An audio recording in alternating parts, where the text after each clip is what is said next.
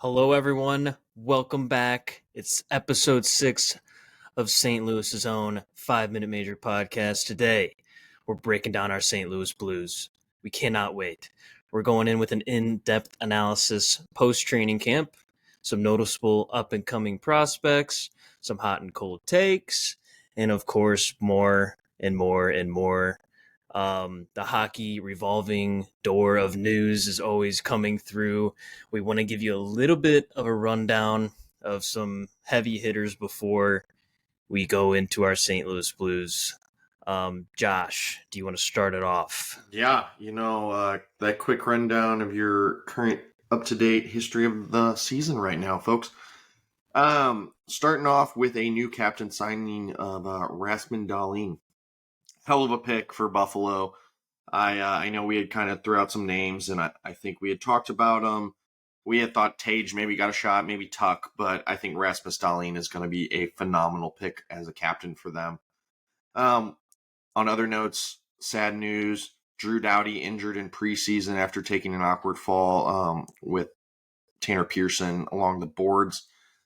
Appears to be a left ankle injury with a possible fracture. This is devastating if you're an LA Kings fan, and honestly devastating if you're a hockey fan, because how many more years of Drew Doughty do we have?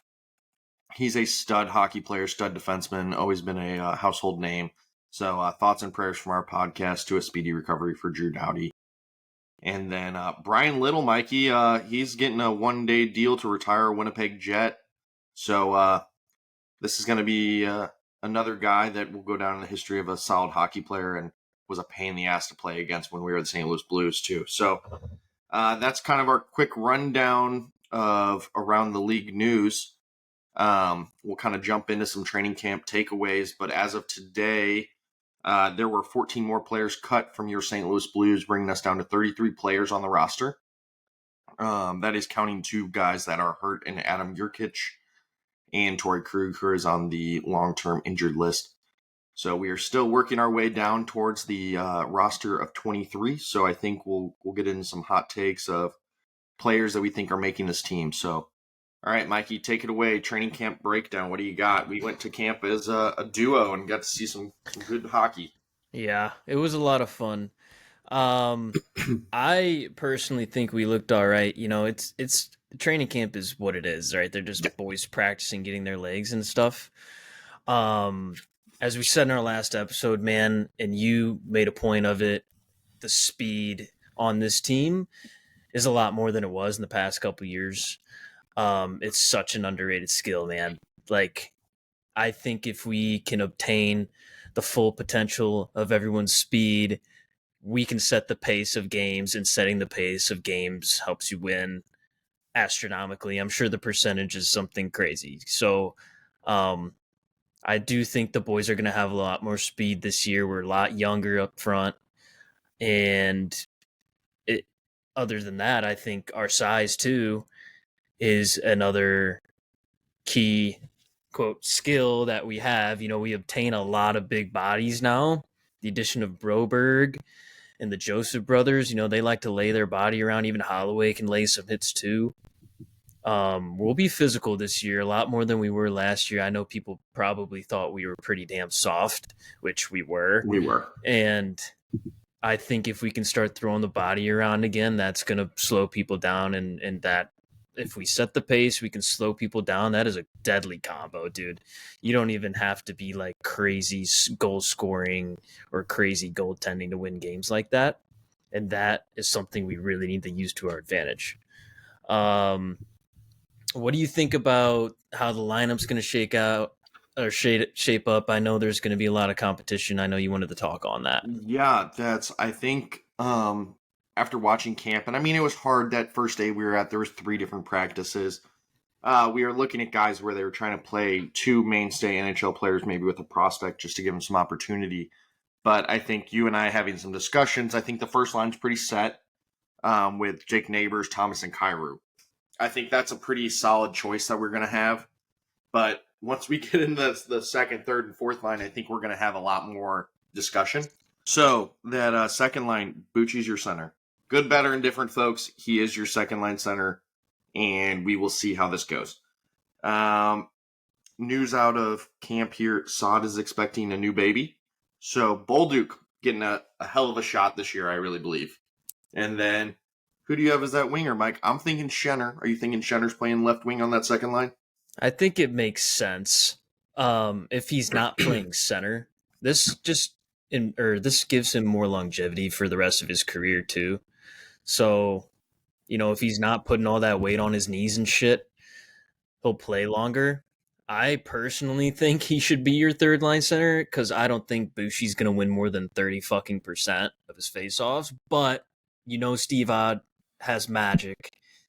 He's a magic face-off teacher, so we'll see what he can do. If he can even get up to like 40-45%, that's a win. Yeah. So we'll see with Bushi, but yeah, I think Shen should probably be on your second line. Unless he flip-flops with like a Holloway or a Saad or something. Yeah. But that makes the most sense to me. I think the biggest question is obviously the center position. Like from 2, 3, and 4, you really don't know who's going to be solid. We talked about Bushi. He's got to learn some things, man. From what I've seen in video on practice, he just looks soft and not set well. So if Ott can help him with that, that would help. Other than that, dude, the third and fourth line centers are just like wide open. Yeah, I think we had that discussion too. I think Fox has solidified as your third line center, and I mean, bringing stability there. I mean, he's not flashy, but he's gonna win you faceoffs, be good in the D zone. Fourth line though, I think with discussions and what we've seen around the league, I don't think Sonny is going to be fully ready to be a NHL center right at the beginning of the season, and I think they're prepping that Nathan Walker is going to be your fourth line center. So, like we were talking, we've seen videos. It's been Nathan Walker, Bucci working with Steve Ott, and then no surprise, Thomas helping them as well figure it out. We have guys that have played center in the past. In Texier, Dylan Holloway's played a smidge of center as well. I think it's going to be a very big question mark on who is going to get these center spots because I think we got a lot more wings currently. But Texier, if given the opportunity, I think has to play on your third line at least. But many of the rumors and the way the lines have looked throughout camp, you're looking at a fourth line of Texier, Walker, and Torp, which if we're running a Berube kind of style team, it doesn't matter what line you're on. We're really going to need you to play all season long continuously. So kind of jumping back into our third line prediction, I think it's Holloway, Foxa, and Joseph. I think it's going to be your shutdown group with having the skills of Foxa and Joseph, and then hope you get the offensive upside of a Holloway. So I think that's a safe bet. And then your fourth line wraps you up with Texier, Walker, and Torp. And then we're looking at your extras potentially being Cappy, because I think they're okay if Cappy's sitting in the press box every night. You're not letting guys lose reps. And then I think this is the discussion we had. I think Sonny may be an odd man out here unless he's healthy and ready to go. If he's ready to go, then maybe Walker, sadly, is sitting in your press box. But I think that's a pretty solid rundown of what we're thinking.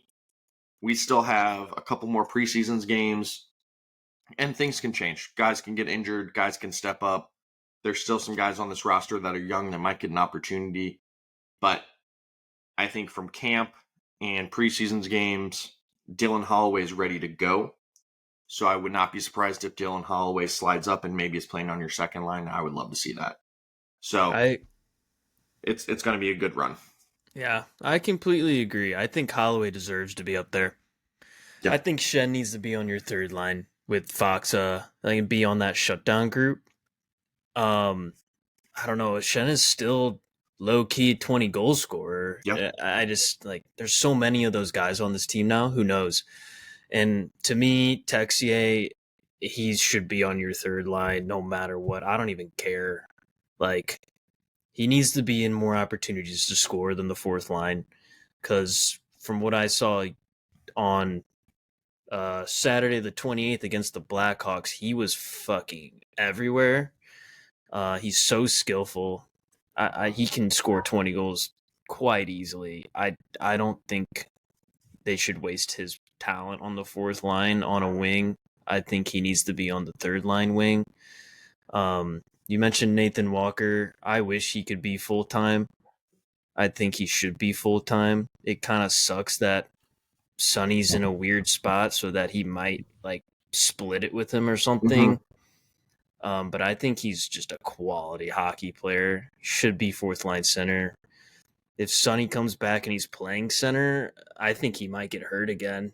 Mm-hmm. So if they do bring him back, he should be on the wing and have Nathan Walker center, and then you move Texier up, but then you're losing somebody else. So it's really tough. There's so much competition. That's kind of what we're trying to iterate to you fans, is that who knows what the hell is going to happen. Yeah.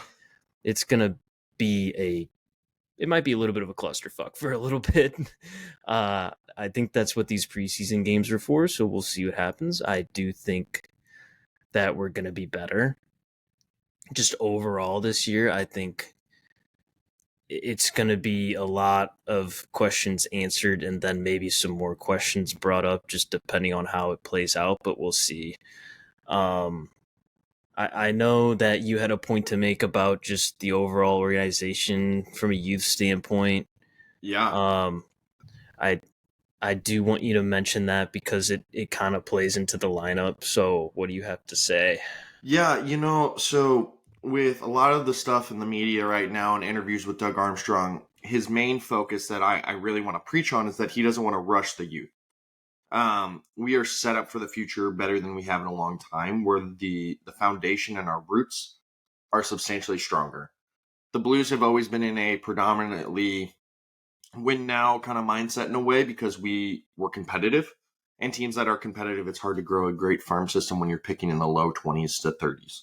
So, Doug, we saw Dvorsky got sent down today on the 29th. So, we're not rushing. You're looking like Snuggie finishes his college season, maybe joins the roster end of the year. You're looking at Bolduc potentially starting the season on the team, but if he's not getting that ice time, he's going down where he's going to flourish in the minors. Also, we're looking at some hard decisions that are going to come up here. Scott Perunovich, Tyler Tucker, P.O. Joseph, young defensemen that have all had promise in the NHL. We're going to have to either let them go down and grow or make decisions on trades that will end up helping our team in the future. But that being said, this is a phenomenal issue to have as a franchise. And I think around the league, we're still being predicted to be a low-end bottom-tier team. I get it. On paper, there's a lot more question marks than there are like, oh, this guy's going to be a hell of a player. But in years in retrospect, that's Blues hockey. We are the predominant take the land of misfit toys, figure it out, and get every ounce of development and growth from these players. It is a blue-collar hockey team in a blue-collar city, and that's what we're doing. And I think Doug not only is setting this team up for success, but he's setting up our franchise and Steen, who's going to be taking over in the next couple of years, success going for the future. So your Swedish players aren't going to be playing over here in the junior team on our AHL team. They're over in Sweden playing professional hockey too. So Broberg, the Theo Lindsteins, the Stenbergs, like you have a lot of youth that is overplaying. You have Jekko, who went back to the minors. You have Stansel. You have a lot of European players that are getting to play in different developmental leagues that is providing a stronger foundation that we may see maybe 2 or 3 of these guys that we've named, but that means some of the spaghetti hit and stuck on the wall. You throw a pile of spaghetti, like Curb said, at a wall and 1 or 2 noodles is going to stick, and that's a huge part of this. A lot of teams go in with the youth and the development. Only 2 or 3 of these players are going to be NHL players. But the Blues are looking like they have about 5 or 6 that could be NHL players. So, going forward, I'm stoked. It's going to be a fun season. I think it's going to be a fun year that we're going to watch the youth grow and get better. And then we have a shit ton of playoff experience on this roster that we brought in with Foxa and Matthew Joseph. So, youth movement, we're going in the right direction. Blues fans, stick with this team. They're doing it the right way. So, Doug has always said, I can make you a 25-30 win season. We could have sucked but he's made sure we're still competitive and still stocking the cupboard. So really excited for this youth movement, really excited to see what this group can do. And not only the players that are those middle tier players, they have to know that if they don't produce, they're gone, because there's young guys that can come up and take their spot any moment. And that is fantastic for a franchise trying to improve through a retool. Exactly. The competition aspect, it Mm-hmm. goes, it's just how it is in business, right? Like Yeah. you have competition, you get better. The fact that all these older guys now have someone breathing on their neck, these young guys ready to chomp at the bit to score NHL caliber goals and stuff like that, like you better fucking wake up, bud. You've been here Yep. for a while, but shit, if we have a 23-year-old who's willing to do the same thing you're doing or better, you're gone. So Yep. I think that's, like you said, that is a great problem to have for a team that was still competitive last year. We're going to be competitive again this year. It just, again, like you said, Blues fans, don't feel discouraged. There might be a bunch of names you might not know. Just stick with them like we always do, and trust them and trust Doug Armstrong, even though sometimes we want to just throw him out, right? Just trust it. It's the way it's going to be. We have no control but to be fans. So let's just fucking go for it, man. I think I think last year was just, it was that one step into the plan, and this next step is going to bring us closer to where we want to be, and we're going to be young, and we're going to be fast, and we're going to be strong. And St. Louis Blues are one of the more interesting franchises in the league right now, For sure. and we're so excited. Yeah. Um, Speaking of last year, let's break it down a little bit. Um, we had 92 points as a team, which honestly I think surprised a lot of people. Our top point getter was obviously the elite centerman of Robert Thomas, 86 points, 26 goals, 60 assists. He was sneaky great, not good, sneaky great. And he's clearly our number one center. There's no question marks anymore. Like, people need to stop thinking he's soft. He's our best puck handler. He's our best passer. He can score at will if he wants to. Yep. And I mean, we think he's going to have an even better season this year. Yeah, I'm excited. Not only has he grown substantially since that first year where he was spending most of his time with an Alexander Steen or a Pat Maroon or a Tyler Bozak, he has solidified himself as the predominant center on this team. That being said, is he a top 10 center in the NHL? I think he is. I think he's probably in that 10 spot in my opinion. But for him to stay there and to grow and to continue to be better, he has to push for 95 to 100 points this season. And that is the minimum he can be at. We need him to produce on the ice offensively, and it doesn't mean it has to be goals. But he needs to be in the upwards of 75 to 80 assists. But he has a hell of a shot. He grew up with the Kachucks, so he knows how to score. And I think we'll see that this year. And we've seen that he has grown as a leader. Not only with becoming the predominant center on the St. Louis Blues, by when we decided to ship O'Reilly off, we made that decision. He is the guy. Now, it's putting him with guys that can help him grow. And we saw Bucci was a really good player for him last year. But I think Jake Neighbors will be more beneficial to him in the fact that he will get the puck to the dirty areas and he will get those dirty, nitty-gritty goals, and that will only bolster the points that Thomas will put up. So I'm excited. And if you're a Blues fan, I don't know how you can't be excited about Robert Thomas. He is the one shining star no matter what we're doing. We bank on him. We love him. It's going to be a great season for him. Agreed. I think he is a 100-point player. I've been saying it for a year or two now, and I think I agree with you that he's going to get it this year. He's going to be fucking lighting it up, and people are going to really know who the fuck he is now. Oh, for sure. Like I said, no more doubting. He's clearly our best player. Jordan Kyrou now. Let's get into the JK. I gave Jordan Kyrou so much shit last year. he still ended up being really good. He took a lot of heat in general from us fans just because, we were up in arms about a lot of things, okay? We weren't performing as well as we should have. People were leaving, and, our Stanley Cup roster is pretty much fucking gone. We get it. I know, Blues fans, it sucks. He still had over 30 goals. He still had over 30 assists.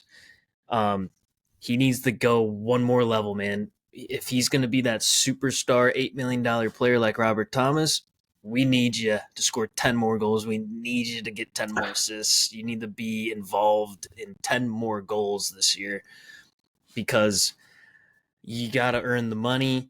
We need you to score those because our scoring was so god awful last year and streaky.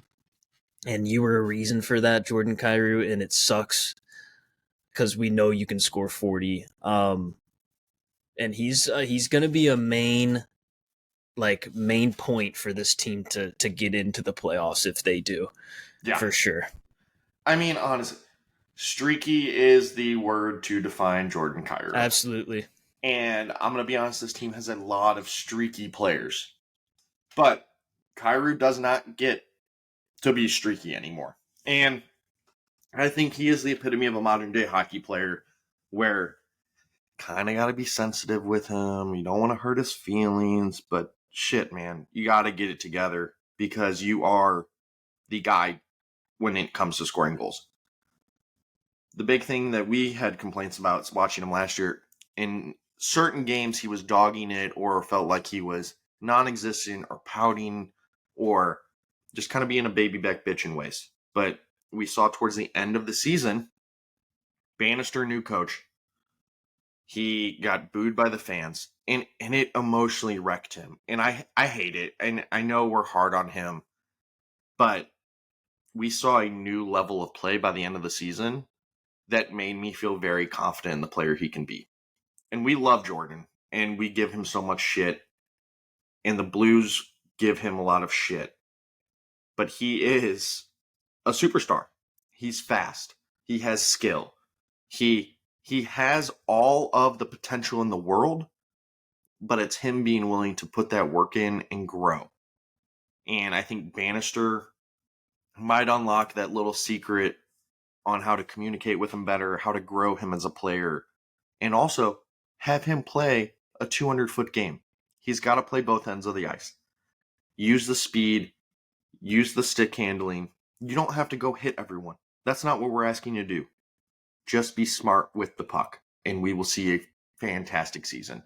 And for me, 35 goals is the minimum of what he should put up. I think it should be in the 40-plus range. And I think you would agree with me that he needs to put up 40-plus goals for this team to be in the playoffs next year. 100%. He's the main point getter, or at least the main goal scorer, I should say, not point getter. He's the main goal scorer on this team. He needs to have 40. A lot of these teams that aren't even in the playoffs have their main goal scorer, Kirill Kaprizov, for example, who can score 40 or 50. We need you to take that next step, Jordan. You can. We trust you. Just stay open for Thomas, and he'll find you. You need to find the back of the net 10 more fucking times. And that's the other thing. And we can get into the playoffs. It's like I said, we were so bad in scoring last year. If you can help us move the pendulum a little bit better than the bottom half of scoring, then we can fucking make the playoffs. And he was snake bit. Let's be honest. We can't say he wasn't snake bit in the beginning of the year. The amount of posts that kid hit was insane. Yeah, we should probably look up that stat. Yeah, I wish I had a statistic on how many shots that he had that had beat the goalie that hit the post, because he had to be up there. So give him a little luck. Let him get going early. Let him know that we're behind him this year, Blues fans, because that's what the kid needs. And the sky is the limit for this kid. So Jordan Kyrou, let's put it together, my guy. We're here for you. We're backing you. It's time to be the player that we all know you can be. Absolutely. One guy, the next guy here is Pavel Buchnevich, and I think he was underrated still. Yeah.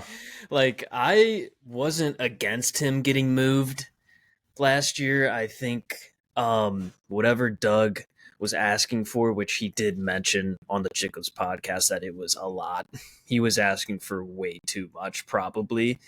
And I think that showed Bush, his value a little bit, and he was finally shown the game plan of what's about to take place here, and he was down for it. So he's another main piece.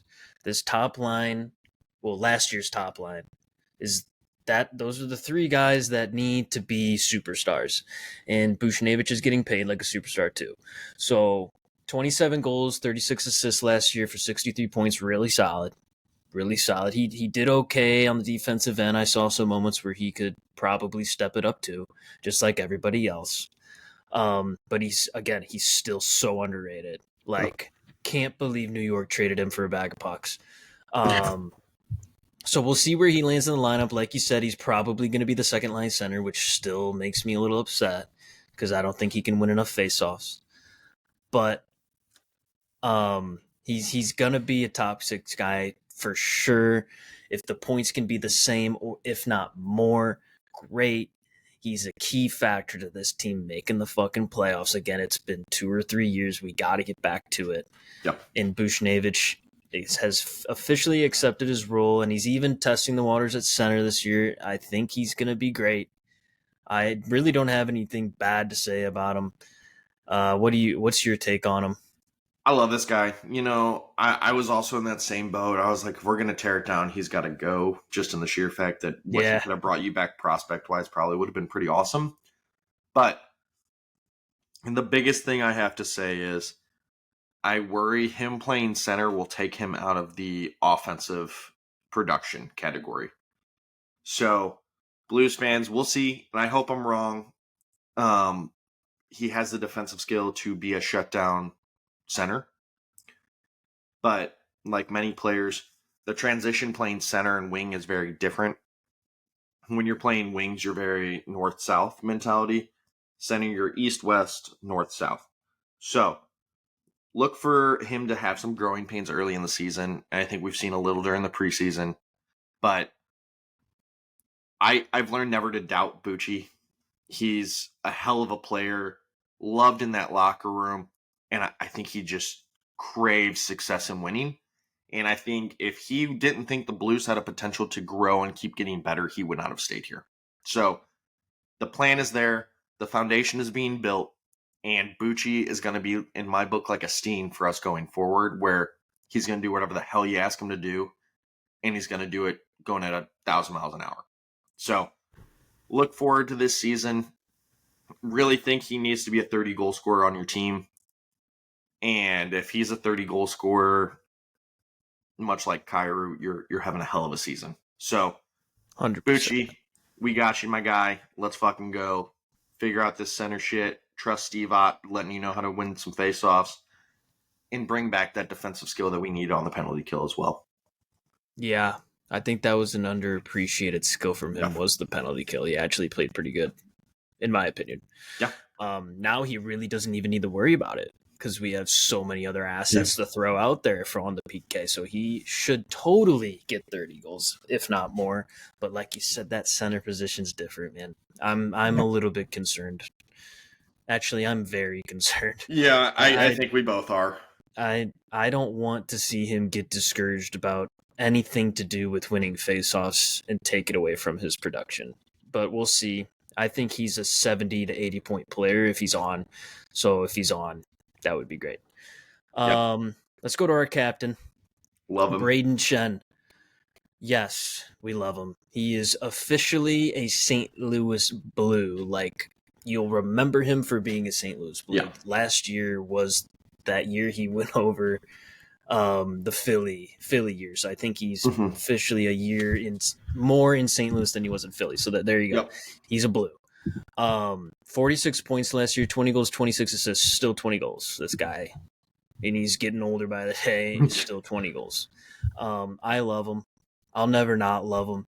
He's a fucking warrior hockey player. He was exactly what we needed in 2018-19, and he's exactly what we need right now.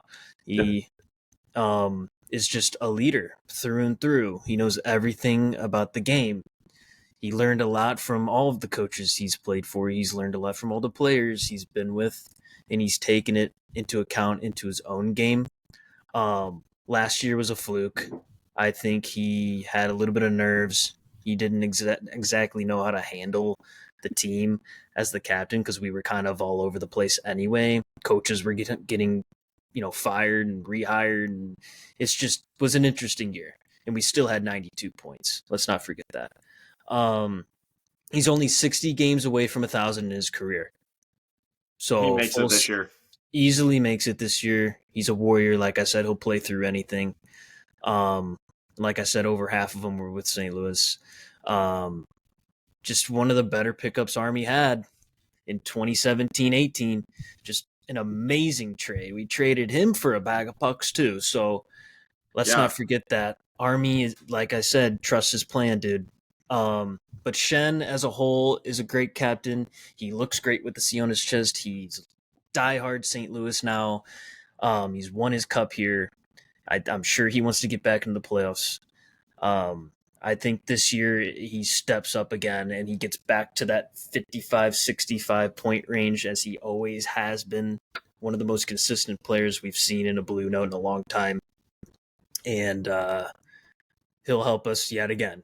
One of the key players to get us back into the playoffs, for sure. Yeah, I mean, can we first off talk about man was drafted in LA, traded to Philly for Wayne Simmons in a second round pick. So doesn't go for much. Blues get him for a player that I'm pretty sure many Blues fans will kind of forget this name or try to forget this name, Yuri Laterra, and a first round pick, which ended up being a pretty hell of a pick that they got where they drafted Morgan Frost. So stud player, but you traded him for almost nothing. And I want to take it back to Ryan O'Reilly for a second. Ryan O'Reilly struggled that first year. He had that C on his chest. And I think it's because when you wear that captaincy for your team, you put the pressure of every issue that's going on your back. And he was very close with Craig Berube.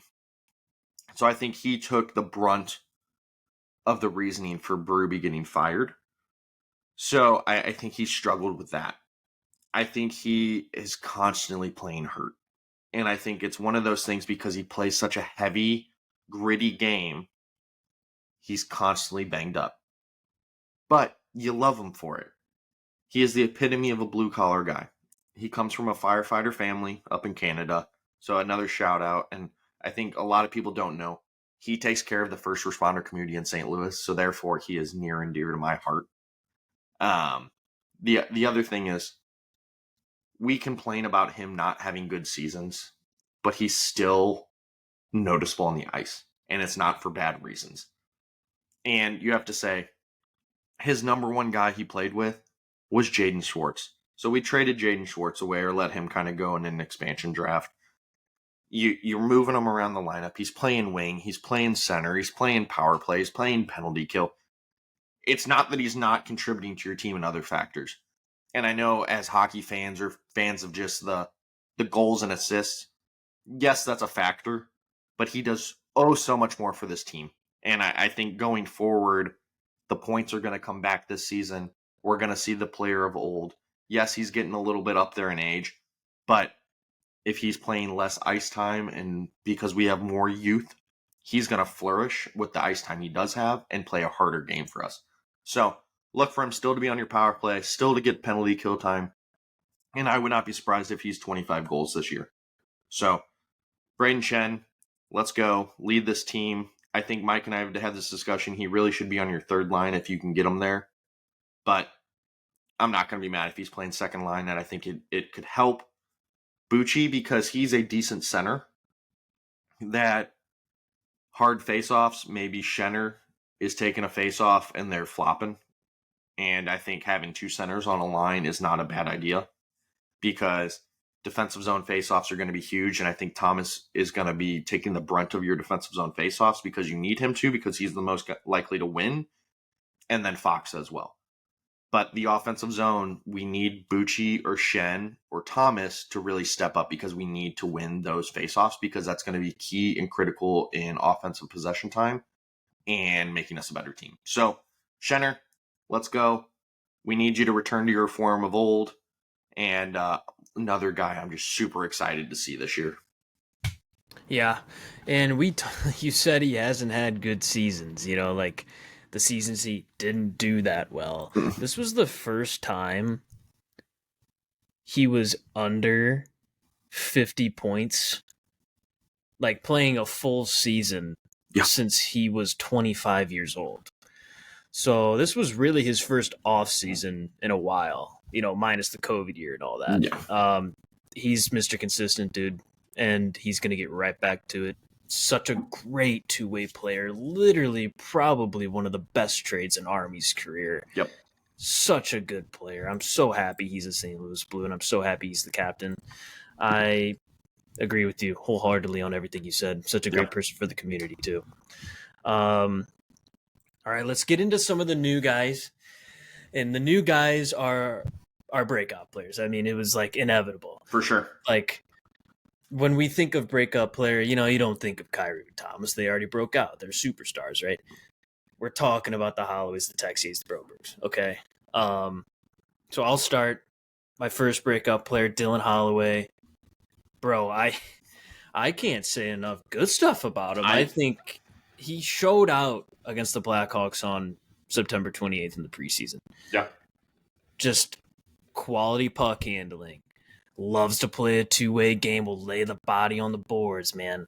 And I think he's super fucking excited to be in St. Louis because he's getting a full season of top 6 minutes. Last year, 38 games. This is going to be his first full season, and he's going to get a lot more time on the ice. He's going to be playing alongside quality players. It's not Connor McDavid. Okay, no one's Connor McDavid, but it's still really good, solidified, know how to win hockey players in Brandon Saad, Bushi, Shenner, even Jake Neighbors at this point. And they're going to give him a lot more confidence. He scored 2 goals in that game against the Blackhawks on September 20th, and they were both really nice goals. One of them was a little bit of just like a gritty goal, throwing it on net, boom. And then the game winner was a snipper dipper right under the goal over the pad, beauty shot. So he's got the best of both. Got a hell of a wrist shot. And that's one thing that like I said, we need more scoring. I think the discipline is something that he could work on. Last year I looked at his penalty minutes. They were kind of high. Don't like that. Let's stay out of the box, bud. So far, he's been good about it in the preseason. And then, I think the rest is just going to fall into place. I think he's going to find himself so fast, and I think he already has, low-key. Potential 20, maybe even 25, 30 goal scorer. Definitely 20 assists. I think he's 40 to 50 points in his first full season. He's still so young. He's going to absolutely surprise a bunch of people this year. And I think Edmonton's going to just keep on regretting it and keep on crying about it. And it's going to make me laugh. Every single day I see a comment on our posts. Oh, he's overpaid. Well, guess what? He's not overpaid to us. And then he's contributing top 6 points and minutes. So, get over it. Yeah. I think that's the biggest thing that we heard Doug in the Spitting Chicklets interview. He talks about this and he goes, the offer sheets are one of those things that we will see going forward if you have the cap space and the potential to pay them. So, but the player has to agree to this. So, I think Edmonton should have matched it. Was it a little bit overpaid? Yeah, overpaid, yes. But the grand scheme is we are paying these guys for the potential that we see in them. And it's not like we're locked up to 5, 10, 5, 8 years. It's 2 years. So 2 full years, him getting opportunity, playing with better players, playing more minutes, opportunity to grow, and the aspect that we're not going to be mad if he has some speed bumps along the way. We're still growing as a team, and I think Blues fans, we have high expectations, and we should. We always should. We always, as a community, want the best from our teams, and we've not seen that with our Cardinals. So we're really banking our Blues being the team that really steps up and management really leading the way. Dylan is a stud. Phenomenal edge work, great skating ability, likes to put the body on. grew up with Jake Neighbors. Not many people may know that. They played against each other. They have been really good friends and working together with him moving here. So Dylan Holloway, I think, is the premier breakout player that a lot of us are picking for this season. And it's going to be loved. I think it's just a Jake Neighbors 2.0. And if we can get like a Jake Neighbors, Dylan Holloway thing going, I think it's going to be great. So I would not be surprised. I'm thinking more around the 15 goal mark this season with maybe 20 assists. But it's still a hell of a season after not playing a full season yet in his career. So big things coming this way for Dylan Holloway, and I think Blues fans are going to love him. First full season as a kid. Yeah. I probably went a little overboard, but I agree. 35, 40 points should be that mark. That's where Braden Shen was at the beginning of his career. Okay, next guy. Texier, baby. Hell yeah. Absolutely love him already. I don't know what it is. He's one of the only Frenchies I might like in the world entirely. He's one of two in the league right now besides Belmar, and he's getting old too, so he might be the only one in the league for a while. One of 12 to ever play in the NHL. So shout out the French. I think he gets 20 goals this year if he's not playing on that dreaded fourth line. I can't see how we're putting that skill and that goal scoring potential that low on the lineup. But it's kind of jam packed with a bunch of question marks, as we said, and there's a lot of competition. So if he steps up, he'll get moved up. You would hope. But I do think he's a 20 goal scorer. Love the way he handles the puck with speed. He's got a motor. He's tough to slow down, and his shot is wicked. And he shoots a lot from what I saw. He loves to put the puck on the net and create chances just off rebounds and stuff. So we love that. So he might get 20 assists too, just off that. But if he can put together the speed, the wrister, he might score some on the rush. He might score some dirty ones. It's just all about where they put him in the lineup. I think he's more quality than the fourth line. His center stats were not great. Not good at all. Not great. I think that's why the question mark for the centerman is practically where it is, because we have him he's a winger who tried to play center in Columbus, and he barely won 35% of his faceoffs, and that is not what we need. So I think that's why he's definitely a wing, and we have so many of them that he kind of slides down the list. But I do think he's at least third line this year after scoring a few. They're going to realize how good he is. I think he should be on your second power play, possibly if they can sneak him in there as a 1T shot, or even just to like open on the left or the right side, whatever. Sneaky good wrist shot, man. I don't see how we don't move him up the lineup. I do think this was a fantastic pickup by Army. Just another one of the young kids that are trying to get their shot in the league.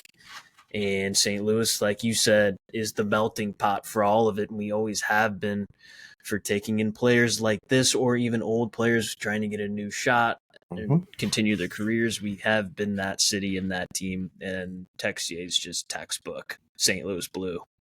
Yeah, I think for him, I think he's going to be on your fourth line as much as I hate it. But like looking at these lines, if you're trying to go with the mentality, you have two centers on every line. So if he's playing your fourth line, you have Walker, who's a new center, and then you have Texier, who's played center. So two guys that can take faceoffs. Playing on your third line, you potentially could have three guys that have played center. Dylan Holloway's played a little bit of center. Radek Fox has played center. And Texier has played center. Would be a hell of an opportunity. The biggest thing is, can he play a two-way game? And if he can play a solid two-way game for you, I think he has a chance to move up the lineup, and that moves Matthew Joseph down. So I think he needs to be at least on your third line. Putting Joseph on your fourth line really gives you a good shutdown fourth line that plays more than your typical fourth line. Texier, we saw in the World Qualifiers for France, was a fucking stud. He puts the puck on the net, and he hits the net. There's a difference here, Blues fans. You can shoot the puck all day long, but if you're not putting it on net, it doesn't mean anything. When he shoots, it goes on net. Quality shots, great opportunity for him here in the Blues organization. We traded for him because we wanted him. We signed him to an extension. He wants to be a Blue, and I think a change of scenery might be what he needs. So look for Texier. I agree with you. If he's playing up the lineup, it may be another scenario, 20 goals, like we talked about. Blues may have 8, 9, 10 guys put up 20 goals, and that solves a whole lot of issues if you don't have a 45, 50 goal scorer. And I'd rather be a team that has about 15 guys that are putting up 15 plus goals. You're winning games. You're winning as a team. You're playing two-way hockey, and that's Blues hockey. So Texier, super excited. Bannister loves you. And he's open about it publicly with all the interviews, talking about how excited he is, how hardworking he is. That's a Blue. I don't care what you say. If your coach is preaching about how much of a hard worker you are a Blue through and through. So Texier just needed a change of scenery. Really fucking excited to see him play. Let's go. Another guy I'm just super excited. And maybe because we're biased because we're Blues fans and we're seeing the light in everyone, I think it's hard not to see this guy as a potential breakout player that just needed a little bit of a change. So, super excited. Let's see the skill he has. And if he can play a two-way game, he's going to fit right in here for a long time. I think he's not just one of those cheap rentals like you see for a team that's going through a retool or is fighting for a playoff spot. He is going to fight to stay for a while. All right, on to the another newbie. All right. Mr. Philip Broberg, what do you got, Josh? I'm super excited for Broberg. And I think as Blues fans, this is the guy, if no one else that we've added pans out, he needs to pan out. The Blues need a young defenseman that's ready to play, and Philip Broberg is that guy. So, he needs to be a breakout player. He's a breakout player for the Edmonton Oilers at the end of the season. We gave him a pretty hefty contract for a guy that's not track proven. Okay, that's fine. But Armstrong said we paid him for the potential that we see in him. Okay, still an RFA at the end of this contract, so we still have his rights. He's big. He's like 6'4", 205 pounds. Premier skating. Good stick handling. Good puck movement. That is the way of the defense in the league now. Colton Parayko does that as well, guys. Like, having two guys that can do this is huge. So, stepping into the next step that I think he needs to do. 25 minutes to 22 minutes. I think if you can start him on that second pair with Justin Falk, I think you're doing great, with hopes that by the end of the year, he is now playing first line D pair minutes with Colton Parayko. And I think that goes back to our line projections that we had talked about. Colton Parayko, Leddy, Falk, Broberg, Sutter, and Kessel. Okay, solid pair. We are old. I know a lot of the podcasts, and Mike have talked about this, Spit and Chicklets. You have the different NHL podcasts that we listen to all talk about the Blues are too old on D. You're in their mid-30s. Defensemen play longer into their 30s, 40s. So, Broberg, I'm thinking 10 goals, 25 assists, averaging 22 to 25 minutes, and showing you glimpses of potentially being a power play quarterback, playing penalty kill, and being a physical presence. I think you're solved and set for the future, because this is a guy you build your defense around with plenty of other young defensemen we've seen and players we haven't talked about yet that we can bolster our team and continue to grow this defensive core. He needed that change because I think he was mismanaged slightly in Edmonton. And I think Armstrong and Steen have really focused on proper management of youth players to set them up for success. And Broberg's going to have a hell of a season. I can't wait. This is going to be the guy that I am most excited for all year long. Yeah, I'm excited for him too. He's definitely the one that we need to pan out the most because our defense is old and they're slowing down a bit besides Parayko. Yeah. He's definitely got the highest ceiling for potential. I do think he should play upwards to 25 minutes. He needs to be an everyday guy. Yep. We're banking on it. And even if he does slide up and even down the defensive pairs, he's got people that can help him. And lucky for him, he's got one of the most underrated goalie tandems in the league to help him, to bail him out. But yes, simplified game, big physical north-south or north game for him is key. And that's all I got to say. I don't know too much about Broberg. I just know that I agree with you wholeheartedly. I think he was mismanaged. I think this is his opportunity to prove that he's a $4 million player and will be for years to come. And I think he should and will do that. Yeah. Okay. So those are our breakout players, some newbies. We're going to dive even a little deeper into the Blues organization and franchise. We got noticeable up-and-coming prospects. I personally stuck around the forwards a little bit. I don't know if Josh has any defensemen on his list, but I'll start off. I want to talk about Snuggerud. I know that Blues fans are discouraged a little bit and have all these crazy thoughts that he doesn't want to be here. He's staying in college so that he can just say he wants to get traded when he's done. I don't think that personally. Like, I have no other thought than this guy just wants to go back to college and fight for a natty championship with his buds. And I hope I'm right. He's 6'2", 190. Kind of a big boy. For fantastic overseer of the ice and he knows how plays develop. He creates plays too. He manipulates defenders with deception and makes him volatile in the ozone. And he's speedy.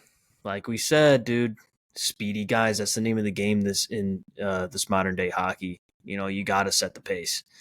Again, returning to college, I don't know. I don't really speculate any negative energy around it. I think the guy just wants to go back. And I think the big part about him going back is just more experience and more leadership opportunities, you know? Yep. I don't think he would want to leave either. The way that Army has set us up now, it's prospect heaven. You know, it's young guy heaven. Like, Bolduc has the opportunity to play top 6 minutes for hopefully over half the season, you know, if he shows out. And there's guys like Holloway and Texier. So I don't think he would want to leave. I think he would be like, all right, me and Dvorsky will have a year in the AHL and we're going to fucking play literally top 6 minutes immediately in the league if they trust us. So, I don't know. I don't have any negative energy around him. I love the way he plays. He loves winning, and he has so much passion to get better. If he is a Blue, which he should be and will be, he's going to get a lot of points and score a lot of goals. So, Josh, I don't know if you have anything to say. I said my piece about Snuggerud. Yeah, I mean, so the speculation was always maybe he wants to be a college free agent. I think we can say that's not going to happen. And I was one of those that also was concerned about it. He played 34 games last year, 21 goals, 13 assists. Hell of a wrist shot. But the overarching thing, if you're a Blues fan, you're wondering about Snuggerud, the words he said, I need to go back to Minnesota to finish what I started. I need to go back and be a better leader for my teammates. So I'm going back to return to win a national championship, take on more leadership, and grow my hockey game. That's all you need to focus on right there. He has the mentality of be a leader. No one's going to be upset about that. He wants to finish what he started. Also huge if you're a Blues fan. You want to have a guy that is dedicated to finishing what he starts. And he's only getting better. And here's the thing, guys. College hockey is developing pro hockey players better than we think. We have a long list of players that have played college hockey. TJ Oshie, college hockey, phenomenal. See where he's done his career. Johnny Gaudreau, rest in peace. I love you. College hockey player, stud.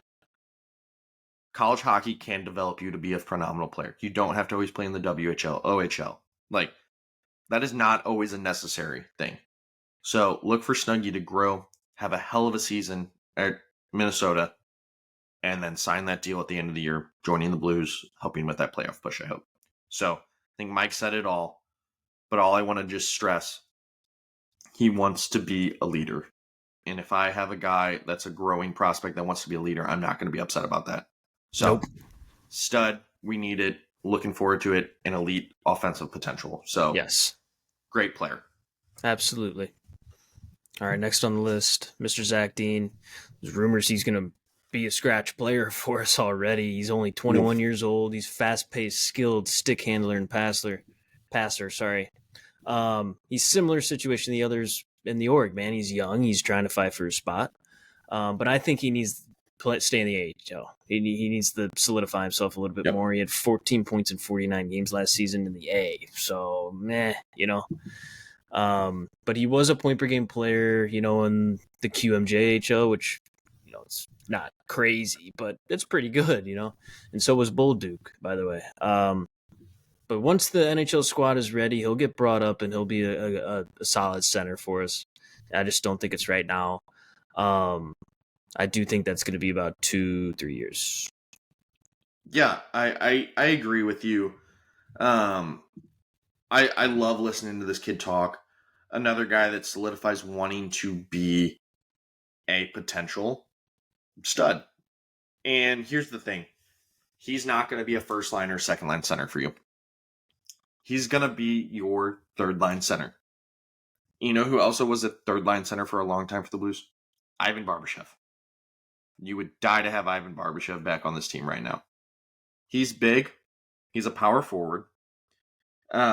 And I think he will be the first call up when the Blues need a player.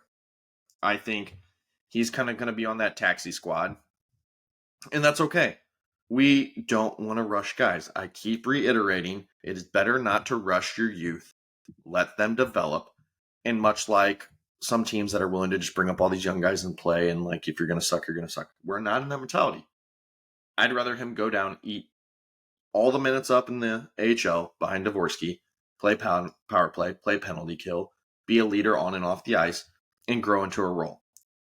The other thing that Mike talked about, the QMJHL. Good, better, and different. I think there are other better junior hockey leagues, and not all of these players transition always the easiest. But you've seen some decent players come out of this. I mean, you still have Philip Daniel played there, Jonathan Drouin played there, Anthony Duclair, Jonathan Huberdeau. You still have guys that have been studs that have come out of this division and this league, but it just takes some time to let them kind of develop into a player. We've seen Bolduc just need a little extra time. I think Dean is just going to need a little extra time to develop, but he will be a player that the Blues are leaning on in the next 2 to 3 years as a mainstay in your bottom six. Agreed. Don't forget Sidney Crosby was a Rimouski Oceanic. Oh, yeah? Okay, on to the next. You mentioned him, Dalibor Dvorsky. I saw him yesterday against the Blackhawks. He looked pretty good. He was kind of quarterbacking some plays, too, off faceoffs after taking faceoffs. Not saying he won a lot of them, but yeah, he was out there trying to lead, and I like that. I think he, out of all the players, probably had the first or second best chance of cracking the lineup. Unfortunately, I don't think he is. I think he got sent down already. Yeah, he got sent down today. Yeah, he got sent down today, Sunday, the 29th of September, for those listening. But I think he'll play easily top minutes in Springfield. Yep. 6'1", 200-pounder. He's a beast in the middle of the ice. He usually wins 50% of his faceoffs. He had 88 points in 52 games in the OHL, 45 goals, 43 assists. That is wild.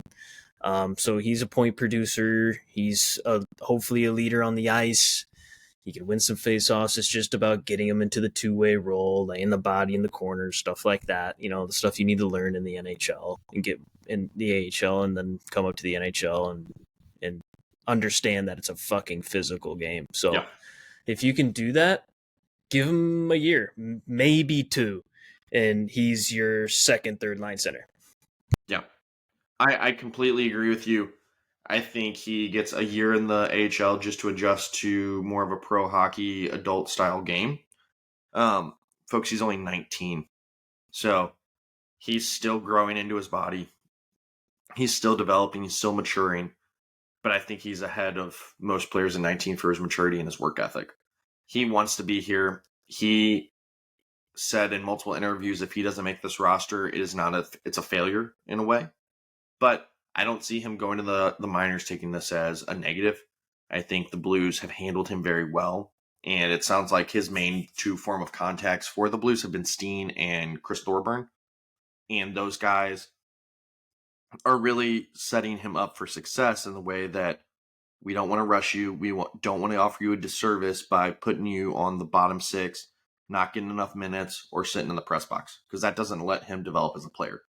And I know Blues fans are like, Dvorsky's got to play. He's got to start. Just throw him in there. Putting him in there and getting his ass kicked every night isn't going to make him develop or grow. So, could be a late call up in the end of the year or beginning of next year. We could see it. The bright surprise would be if he goes to the HL, tears it up, dominates, putting up goals, and he forces the Blues' hand where, like, well, shit, we can't let him sit there. We have to let him play.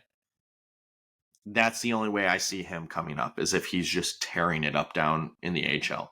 So the ball is in his court, grow, mature, and just ball out.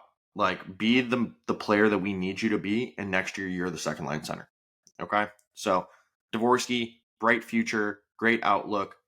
I think him and Schnuggerer are fighting for the number one spot in the prospects in the Blues system. But much like the competition our current NHL team is, you want to have competition on your minor league prospects on who's going to be the best one. So good news for the Blues. Very exciting to see how this goes. Yeah, I think that's almost more important is the competition in the minors, trying to solidify who's going to get called up and stuff like that. If he does show out and he gets called up, Bushi can get away out, he can get out of the fucking center position. So, Yeah, that would be great. Let's go to Bolduc, Zachary Bolduc. He played a few games last year in the NHL. He scored some pretty nice goals.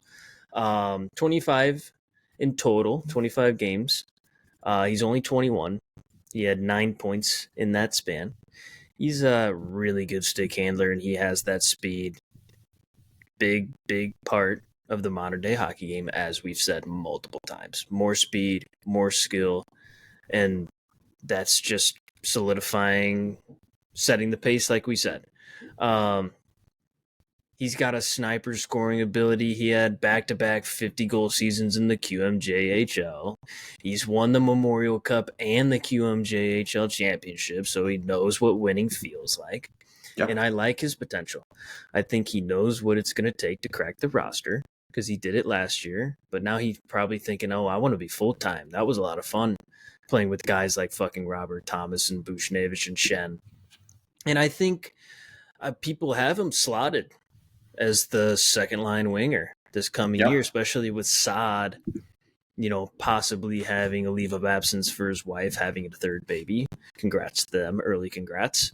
So if he can fill in that role for the first road trip of the year, then maybe Bannister's like, he's kind of producing at a high rate for a young age. Maybe we keep him, or he's on that taxi squad, as you said, who kind of gets sent up and down depending on injuries and stuff like that. But I think he's a lot closer than even Dvorsky is, and he's a very sneaky, great player. Another one in our roster. Yeah, I agree with you. I think Bolduc has really matured in these last two seasons, and he had a really disappointing training camp in 2022. Like, came in, I don't think he was ready to make that transition, and I think he openly admits it. I think he understood that he needed to grow and mature. He has gotten bigger, he's gotten faster, he's gotten stronger. Those are three keys to making the NHL, and he is a guy that if he is playing on this team going into the next season, he has to be in your top six. It is a disservice to him if he's playing in your bottom six, because I don't think he's getting the opportunity nor the ice time or the skill level of players he should be playing with. The other thing is 5 goals, 4 assists. so the numbers might not show it, but like he was dominating some games towards the end of the season that I don't think many fans were probably picking up on, but he was playing a strong two-way game. And I think this is only going to help him get better. I mean, look for him. This is the best case scenario. He comes out, starts on your second line, just tears it up, or is contributing every night. Okay, that means you have Shen and Sod. You got to figure out where you're going with. So you're either bumping someone down, or Bolduc's just holding on to his spot. If Bolduc is playing well, it's good competition, and you're only getting better, and you're getting better with youth. So the Blues are just the plan's working. My thing is, I think Bolduc has to stay with the team the whole season. I know we've talked, he could be a taxi squad player. I would rather let him struggle through the season, and I usually don't say that about a lot of the young players. I'd rather him struggle, ride it out, but don't drop him in the lineup. Unless it is drastically losing you games, let him take the punches on the chin, let him struggle a little bit. He will bounce back, I think, better than any other prospect we currently have in our system of struggling a little bit in the NHL because he can play a two-way game. And we've seen he takes phenomenal tips from coaches. So I think Bannister will love Bolduc. And I think the biggest thing is Bolduc takes what he learns and applies it to the ice. I think Cairo struggled with it with Berube. And I think Bolduc's a little bit of the opposite end of that, where he loves the coaching and the mentality and he wants it. And Bolduc is really going to be a core piece of this growing team in the future, if I'm being honest. We need him to be, and I really think he can be at the age of 21, only getting better. It's a good point. I think the coaching has a lot to do with it. I think he loves Banny, sorry. Yeah. Banny is he's really getting to these young guys, I think. He was low key a great 2-year little segue signing, or we keep him. Yep. So again, Army masterclass, dude. I do have two more players I do want to touch on.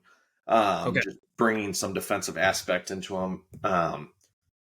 First one being Theo Lindstein. I think he he was not supposed to be on the World Junior team, slid in, solidified, was a fucking hoss for them.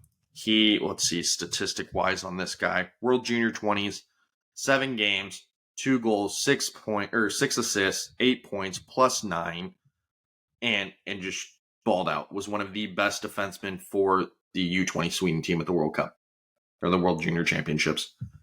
He is playing in the Swedish Hockey League. I think what I saw, he's playing third pairing for them this year. And, people are like, oh, he's only playing third. This is the Swedish Hockey League with adults at the age of 19. Okay. He, in my book, will be on this team within the next 2 years. He is the puck moving, offensive minded defensive player we need. And I think with the question marks of Krug and his health, Theo Lindstein is going to be the quarterback of our power play of the future.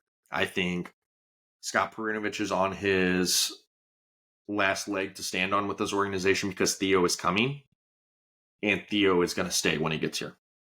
I think Steen did his math and his logistical scenarios here, and Theo is in the future of this team, and I'm fully excited to see what he can do.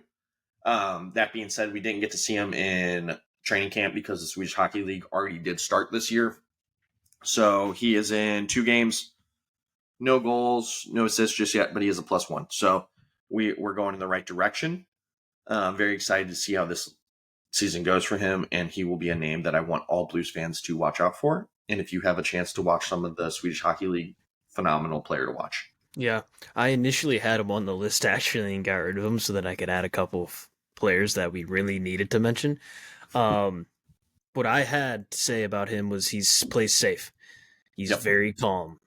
He's a killer of plays with his stick. So he's just the epitome of what I love and what I've mentioned on previous podcasts, which is great, just solid defensive defenseman who can maybe get a couple points here and there, but he just plays so fucking solid. And that's Swedish hockey for you. Like, just look at the great Swedish defensemen that we've seen come to the NHL, and he's going to be another one. I agree with you. Give it a couple years, but he'll be there and Yeah. he'll stay for a long, long time. Yeah. All right, who's your next one? My next guy. So, was not on my radar coming into camp this year. I had heard his name before. He's an OHL kind of player. Michael Buchinger. So, saw him at camp. I was like, who the hell is this guy? He looks big. He's a stud. He's stocky. He's not the tallest guy. He's coming in at 5'11", 178 pounds. He's 20 years old. He was drafted back in 2022 by the Blues in third round. They could not say enough good things about this guy. Had some good preseason games. Has potential to be another good puck-moving defenseman. But from discussions with Rutherford and Luke Korak and different Blues media, they talked him up pretty good. So last season in the OHL, he played 52 games, 10 goals, 37 assists, 47 points, was a -8. That is the only question mark. He did put up 37 penalty minutes. Okay. He is growing. He's only getting better. And from what I've heard and what I've done research on, I think he will be a guy that contributes as a taxi player in the next couple seasons, leading to him being a potential third pairing guy for us. And he has the pro mentality, apparently very adamant about standing up for his teammates as well. And he was noticeable in a 3 different practices of training camp. He was noticeable, which is good. And it wasn't noticeable for making errors. It was noticeable for moving the puck and making good puck decisions. So I want this to be another guy on the Josh Koch potential NHL prospect list of Blues. Is Buchinger should be a stud going forward. So looking forward to this guy and what he can bring to the table. Yeah, from what I know, he's just an attack first mentality on the defensive end. 10 goals, 37 assists, 47 points in 52 games in the OHL last year, as you mentioned. -8 kind of makes me a little bit concerned, but those numbers kind of remind me of Vince Dunn. Smaller guy who's fast. Kind of another one that got away. Vince wasn't going to fit at the time. But yeah, I think he can be a solid offensive defenseman for the Blues. Yep. All right. Hot takes and cold takes, boys. Yes. This all right, podcast is already at an hour and 15 minutes, and so we might rush through these a little bit. Yeah, we'll try to related to what we've already been talking about. So yeah. All right, I'll lead us off. Hot take: Braden Shen returns to his normal form. Stellar season. Shakes off the captaincy pressure. That's my hot take. I believe it. I think Michael will agree with me. Yep. We're looking for big things out of Braden Shen. Mikey, what do you got for the next one? All right. Zach Bolduc. This is if he plays a full season with us in the top 6. He's scoring 20 goals. And he's got the shot. He's got the work ethic. We've mentioned it. The coaching staff loves him. He loves the coaching staff. If he's playing alongside vets like Shen and Bucci, or even, slides into a Thomas or Kyrie situation, he can easily do it. He's got the potential. I'm excited for him. All right. Down a little bit farther on the list, I do have one more hot take before we move to our cold takes. Nathan Walker has a breakout year, putting up season highs in points, goals, and the biggest thing I'm going to say, he plays all 3 positions for the St. Louis Blues team, left wing, right wing, and center this year. I'm putting it out here right now, speaking it into existence. Never seen a player that is willing to do whatever it takes. If you told this man you need him to play goalie, I'm pretty sure he'd put some pads on and get in that net. He would. The Aussie from down under, Nathan Walker, is going to have a great season. I love it. All right. I guess I'll start with the cold take. We have the same one. Yep. And it's Scott Perunovich. And as much as I hate to say it, this kid has unfortunately dealt with too many injuries. He is too small.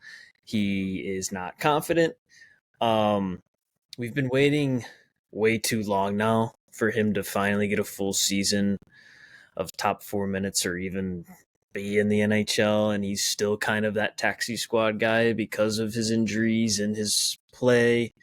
I don't think he cracks the lineup at all. I think he should stay in the AHL. I don't think we should waste our time, especially with a P.O. Joseph who's honestly plays more confident from what I saw in this preseason so far. And then we signed Suter too, so Suter's definitely playing on that third pairing, and I think Kessel deserves it more. Um, even with Krug out for the season, there might be a little bit of room. He might slide in and out, but I just don't think he stays healthy. I don't think he is fully. I don't even think he's healthy right now. From what I've seen, I watched him live against the Hawks this Saturday, Josh, and he looked god awful. Like straight up getting beat to the corners constantly by even Patrick fucking Maroon. And that's bad if you don't have the speed to do that. I understand the physicality point, but if you should be beating Pat Maroon to the corner, Yeah. especially with his size, he wasn't making solid passes. It was just a lot of east west junk. I don't know. I love Scott Perunovich. I don't hate the person, right? I think his game has deteriorated way too much, way too early. And I think he's either in the AHL full time or he's completely out of the system by the Yeah. end of the Yeah. I you know, it may have been the injury bug that took him. I think so many injuries back to back early on in his career. Every time he took a step forward, we did two steps backwards because he was hurt and out for extended periods of time. So I agree with Mike. I don't know if he makes this team. I think there's a lot of question marks. I think this is his last opportunity, mainly because we've talked about a couple prospects that are here to be in the next couple years. So, cold take. I agree with Mike. Scotty P, you're borderline. I don't know if you make this team. You may make this team just out of sheer fact that they're words you get picked up in waivers, but you're sitting in the press box a lot. All I right. don't know if he wants to do that, Yeah. Like, you want to play, like send him back down to where he was solid in the AHL and let him play. Yeah. Okay, do you want to do your season prediction first and I'll end it or what? Yeah, I will do my season prediction. All right, Blues fans. So I am predicting the Blues to make the playoffs as a wild card team. I think the Central Division is stacked. And I don't see us being able to outcompete the Dallas Stars, the Nashville Predators, or the Minnesota Wild is right in that range. The Avalanche. The Avalanche too are going to be better than us. So I think they are a wild card team. I think we have to edge out the Wild, and Utah I don't think is going to be as good as everyone talks about, but we are borderline. I think we're going to surprise people. I think the new additions are going to work. I think the biggest question mark, and we really didn't talk about our goalie situation much in this podcast, mainly because I think as a pair, we believe we have an underrated tandem pair.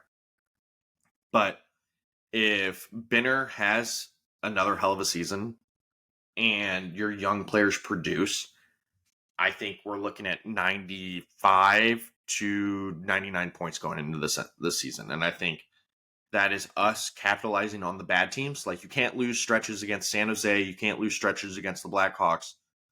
And then I think we'll be kind of the pain in the ass team that some of the good teams that are on runs, like a Dallas or a Carolina, that come in here and we upset and we play a little bit above ourselves that night. I think that's going to be huge.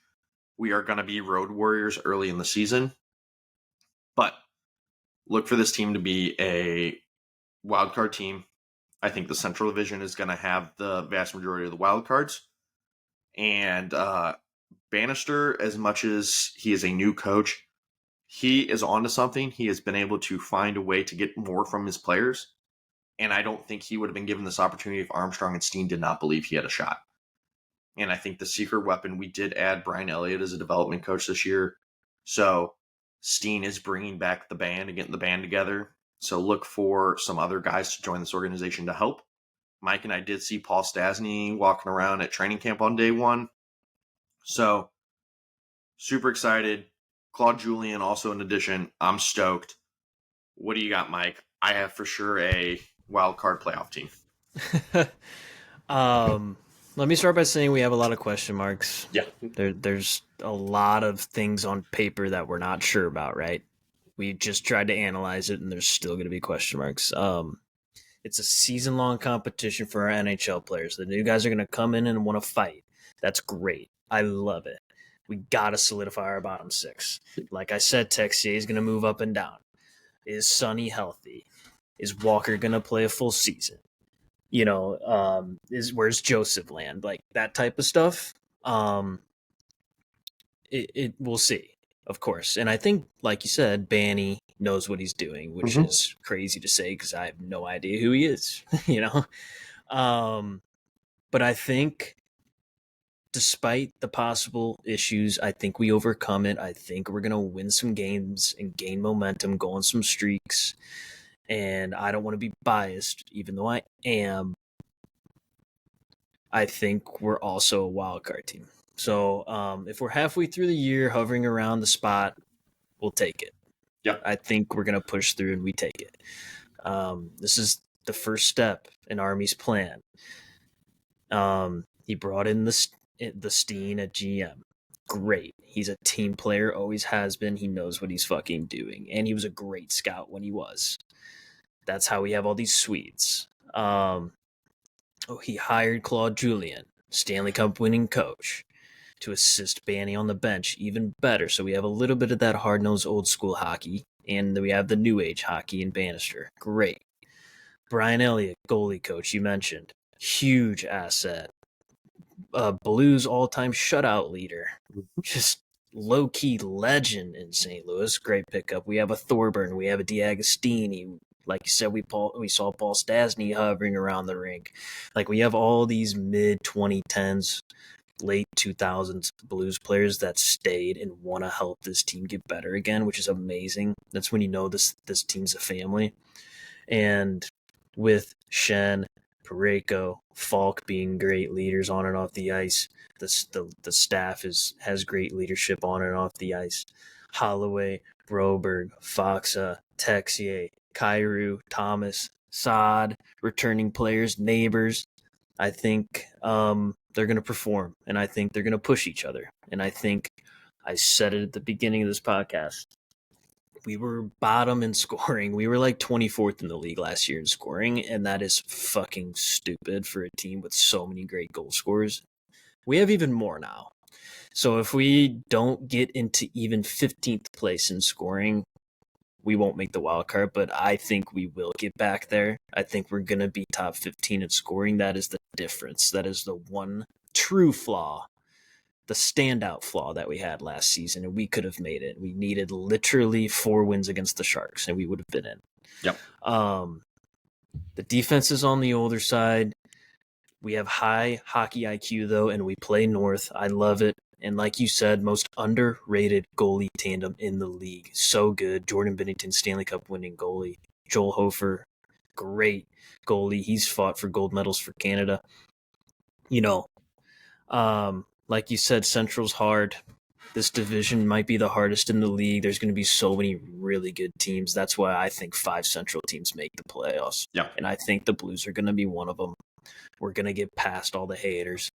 We're going to develop these young guys into true NHLers fast. And we'll see. It's all question marks. But this is our analysis, and we're huge hockey in St. Louis Blues fans. There's no other way we see it. It's that 95 to 100 point mark. And it's making the playoffs and trying to make some noise for sure. We just have to get playoff hockey back into St. Louis. It's the feeling of just having the chance that gets the fans excited. It gets the players excited. We want to have those butterflies in our stomach. And St. Louis as a whole needs quality playoff sports because we haven't had it on any side in a few years now. Yep. And the Blues are going to do it. So let's go, baby. Very excited. Oh, my God. Another podcast in the books, folks. We appreciate all of your love and support. And I think Mike and I can't thank you enough for helping us grow this over the last couple of months. We look forward to bringing more coverage throughout this season. And we do hope you do spread this podcast to your friends and family. But from the bottom of our hearts, thank you guys. And Mike, always love doing this with you, buddy. Much love, bro. It was All a right, lot of fun. Let's go Blues. Season starts soon. Let's do it. let's do it.